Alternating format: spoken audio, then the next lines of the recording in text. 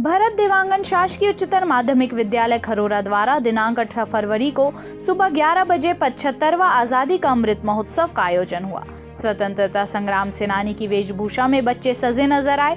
आकर्षण का केंद्र 40 मीटर तिरंगे ध्वज को साथ लेकर स्कूल से लेकर बंगल भवन तक पैदल मार्च किया गया। देशभक्ति सामूहिक नृत्य का कार्यक्रम भी हुआ। आजादी के 75 वर्ष होने पर भरत देवांगन हाई स्कूल सहित नगर के सभी स्कूल के बच्चे, स्कूल के शिक्षकों ने तिरंगे की अगुवाई में बच्चों को देश के वीर जवानों की वेशभूषा में सजाकर अमृत महोत्सव के लिए मार्च पास्ट निकाला। प्राचार्य रजनी मिंज, उप प्राचार्य हरीश देवांगन, शाला विकास समिति के अध्यक्ष अरविंद देवांगन, ईश्वरी देवांगन मौजूद रहे। इस दौरान पुलिस की चाक चौबंद की व्यवस्था भी की गई थी।